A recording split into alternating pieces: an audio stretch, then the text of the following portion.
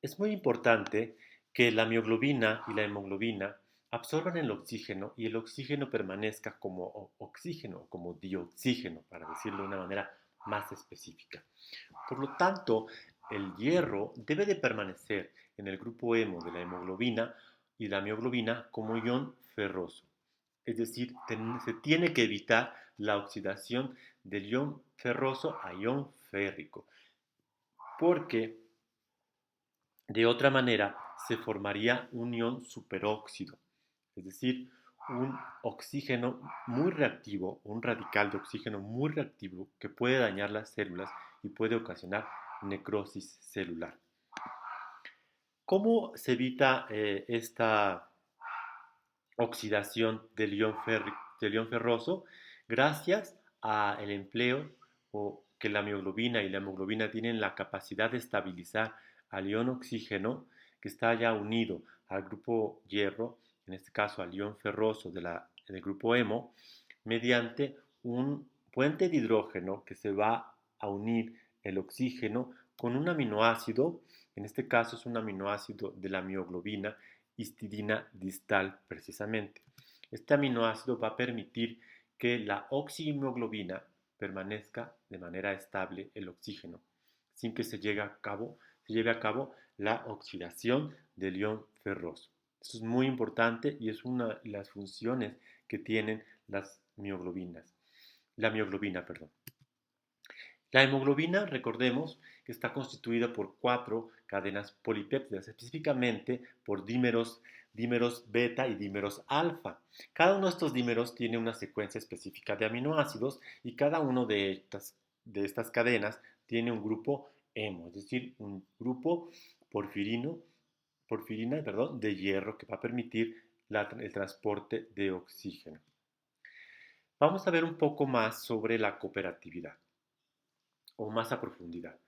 Aquí en esta gráfica, en el eje de las X, se tiene la presión de oxígeno, es decir, la cantidad de oxígeno que se absorbe en estas moléculas transportadoras, y en el eje de la Y tengo la fracción de saturación, que un porcentaje de la cantidad de oxígeno que se absorbió en esta o se absorbe en estas moléculas.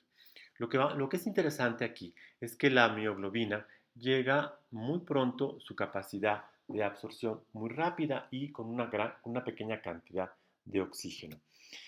Es decir, vamos a ver la semisaturación. La semisaturación de oxígeno en estas moléculas transportadoras, es decir, el 50% de la fracción de saturación se alcanza en tan solo 2 torrs de presión en el caso de la mioglobina.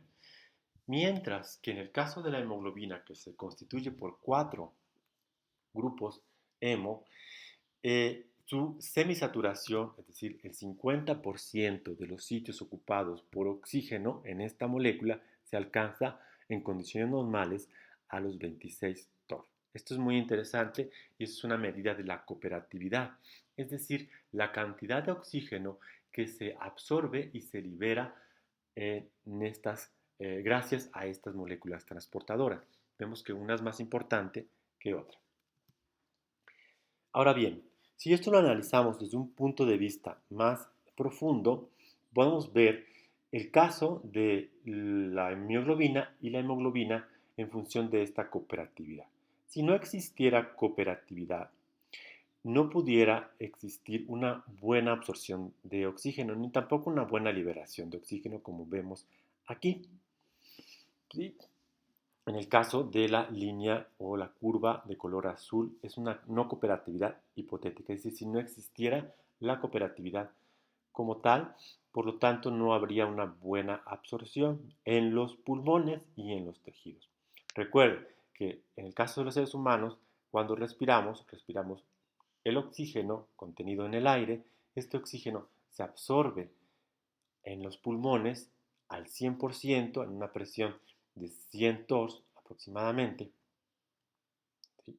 Y después se va a liberar en los tejidos, por lo tanto va a existir una liberación importante. Vemos que en el caso de la mioglobina, se libera en los tejidos hasta los 20 TORS, pero solamente una pequeña diferencia de la capacidad de liberación del 7%. Es decir, que el resto, el 93% del oxígeno, va a permanecer en la hemoglobina y no se le va a liberar en los tejidos. En cambio, con la hemoglobina, esta liberación es mucho más importante. Se liberaría el 66% del oxígeno contenido en el total de la hemoglobina, mientras que tan solo un 44% de este se quedaría en la hemoglobina. Si no existiera cooperatividad, solo habría una liberación del 38%. ¿Qué pasa cuando en la hemoglobina no hay oxígeno y cuando sí hay oxígeno? Es decir, cuando tengo desoxihemoglobina y oxihemoglobina. Cuando no se tiene oxígeno, la hemoglobina se considera que está en estado T o estado tenso. Cuando existe oxígeno, se encuentra en estado relajado. Es decir, mientras la hemoglobina no tenga oxígeno, va a estar de alguna manera más inestable porque va a hacer falta que se estabilice el ion o cada uno de los 4 grupos hemo con el oxígeno. Por lo tanto, vemos un giro ahí en la molécula cuaternaria de hemoglobina de 15 grados.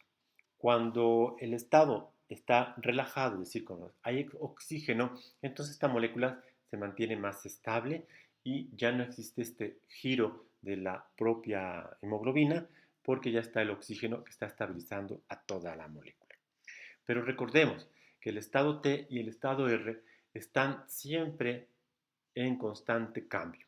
Es decir, el oxígeno siempre está cambiando, está absorbiéndose y desorbiendo oxígeno en cada una de las células, en cada una de las moléculas de hemoglobina. Entonces pensemos que esto está ocurriendo de manera simultánea todo el tiempo y de forma muy, muy rápida. Para poder explicar la cooperatividad, varios autores han propuesto diferentes modelos. Aquí vamos a ver solo algunos de ellos, dos, que es el caso del modelo MWC propuesto por Bonot, Wyman y Changu.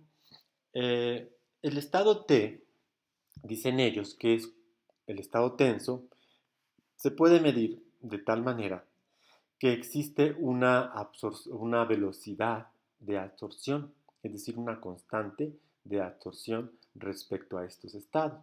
Cuando el estado está tenso, es decir, no existe ninguna molécula de oxígeno, perdón, no existe ninguna molécula de oxígeno, como en este caso, es el estado T. Conforme se va absorbiendo el oxígeno, cada uno de los 4 grupos hemo, ¿verdad? Se va absorbiendo hasta llegar a la saturación, al 100% de saturación de una molécula de hemoglobina. Y esto es el estado R, que es el estado favorecido. Posteriormente, el estado relajado, que ahora lo representan como círculos, va a ir disminuyendo este estado relajado hasta llegar otra vez al estado T, que sería el estado favorecido en este caso. Es un simple modelito para explicar cómo ocurre la cooperatividad.